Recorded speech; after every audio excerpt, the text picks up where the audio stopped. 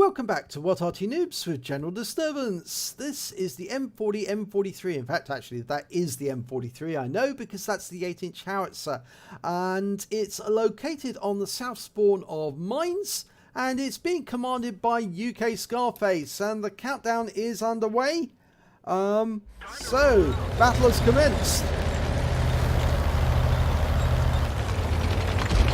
Now the M43 actually didn't miss World War II because one M43 and one M40 did make it to Europe before the end of World War II, but they never really saw action. And the M40 finally did actually see action in the Korean War. Okay, now he started off hiding behind the building as his firing position. And he's looking for targets. Now, some enemy tanks have made it up into the castle on top of the hill. And I think he's going to go for that Progetto first. Going to shoot a round right into his rear and remind him there are Arty in the game. And that's 1,191 hit points gone down the drain. And I think that Progetto is now feeling very sad for himself, cursing Arty and generally saying, oh, isn't life unfair? Well, you've only got 6 hit points left, so live with it. If you go to a vulnerable position, you will get hit, and that is a vulnerable position. Okay, we've got a Malbreaker, an Emil 2, and a Wizzy 111-5A, all as targets. We've got a long reload on the 8-inch howitzer, but I'm sure he can hit all of those targets together if they group together like they just did. No, he's going to go for the Malbreaker, I think, instead. Round out. And that landed right in front of the Malbreaker. Did 232 hit points of splash. Now for the, as far as the 8-inch howitzer is concerned, that's quite a low splash, because it can actually do a lot more damage. But that 251's poking out through the gaps on top of the hill to have a look. We've got an Emil moving up onto the hill as well now. Is he going to go to exact same place that the Progetto went to? Yes, it looks like he is. Ooh, I wonder if he'll like an 8-inch. No, he's stopped. He's moving off, moving away from that position.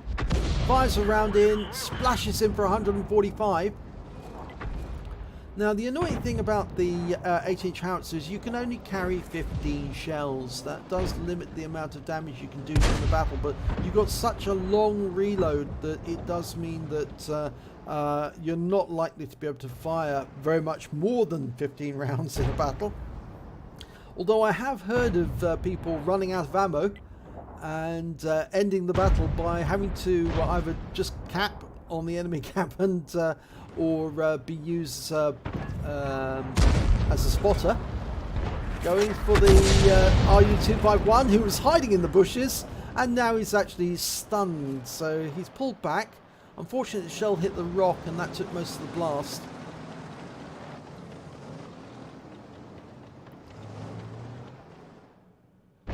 Now it looks like UKSkaface is not actually carrying any premium ammo on the M43.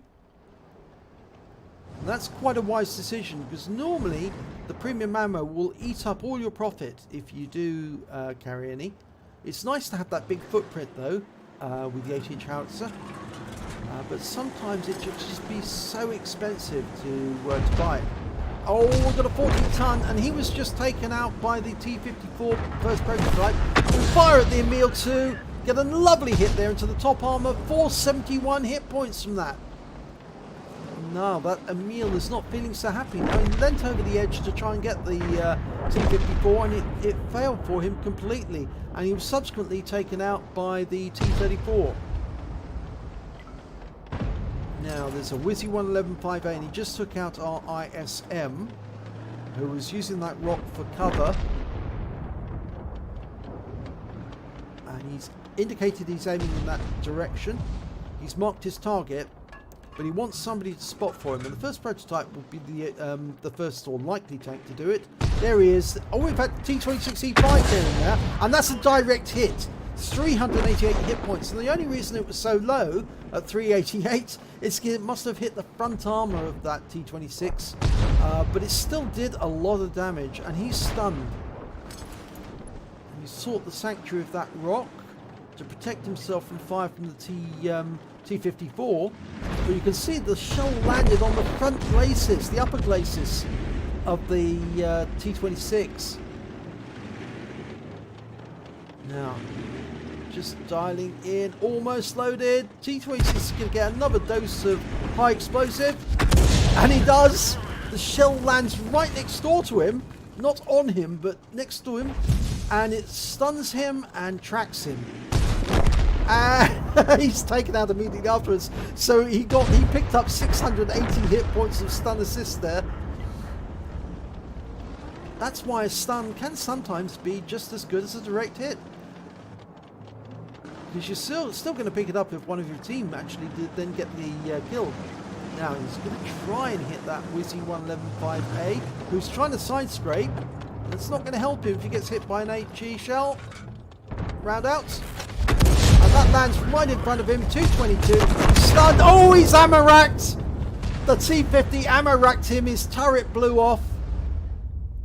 Okay, we've got a Striv in the castle grounds fighting that object 268. 268's been taken out. T-54 got him. Now, a Lorraine 40 ton. Now, these are very lightly armoured medium tanks. And he's been killed. He was taken out by the Striv. There's a 111-14 hiding behind the wall, so we can't hit him. We're going to have to move. We've only got 8 shells left, but that's more than enough to deal with the enemy. Only one enemy remaining. That's the enemy Arty, a GW Tiger P, and he's hiding in the water area. But round out on him. Oh, it lands just a little late. He was killed just before the shell arrived. So, unfortunately, no last kill on the Arty. But still pretty good, that battle. Let's have a look and see what the end of battle results are. And it's an ace tanker for UKSkaface in the M40, M43. You don't have to kill them all to get the ace, and you certainly don't have to kill them all to get the Confederate either. And he managed also to pick up a Bruiser medal for getting at least 5 critical hits. He got 10, and a Gore's medal for doing 10 times the hit points of his own vehicle in damage.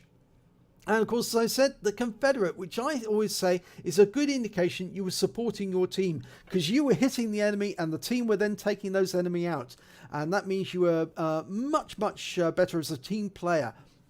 I always think this is a good indication that Wargaming got it right with the stun, because now we are effectively supporting our team all the way. We are helping to carve the way, and sometimes, of course, we get the kills as well, but who knows. But anyway, that's a good result. So let's have a look at the team score. Well, he got the highest amount of damage on his team, 3,566 hit points of damage altogether. But I'm afraid the high caliber went to the Object 268 on the enemy team. A player named as Blank Black. He managed to pick up the high caliber and a fire for effect. 5,090, so he was doing a lot of damage from his hiding position, as he's a pretty nasty TD. When it came to kills, of course, I'm afraid he didn't get any at all. He got 0 kills, but that doesn't matter because he got the Confederate award. But when it came to base XP, he was right at the top of the table. 1,310 hit points, XP, base XP. And that's because he's a tier 8 and he was at a tier 10 game against tier 10 opponents, and he was taking them down. So let's have a look at the detail report, see how he came out. Well, 9 shots fired. 3 direct hits, 3 penetrations, and 6 splash damage. Damage of 3,566 hit points. Misreading it now. All of more than 300 meters. He damaged 6 of the enemy, that's 2/3 of the enemy team, but didn't get any kills. But he did do 2,677 hit points of stun assist off 9 stuns. On a premium account, he earned 62,085 credits, and he had a personal reserves bonus going for 50%, means he picked up an additional 31,043 credits. That brings his total to 93,128, and after ammunition resupply, and remember, he only used standard 8-inch ammo, which is still expensive, but it's a lot cheaper than the premium ammo, which means he took away 76,298 credits off a standard random battle. Now that is pretty good. That is very good, because that's the sort of figures you would normally see in Frontline if you had a good battle. he received 1,965 XP. He got ×2 for the first victory of the day, and he got a personal reserves bonus on that for 50% as well. So he actually took away 4,913 XP altogether. But the good news, the really good news, is he actually completed Gods of War medal Gods of War 15, that's SPG 15, with honours. So he completed a mission that he's been after for so long. Now, it doesn't say which mission it was, which particular Gods of War, whether it's the Stug 4 or the T55 or the T28 HTC. But certainly it is very good when you score SPG 15 and get absolutely no kills, but do a huge amount of damage. So congratulations, UKSkaface. So, if you enjoyed this replay, please give it a like and do subscribe to our channel, and hopefully it'll be your replay that I'll be featuring in the next video.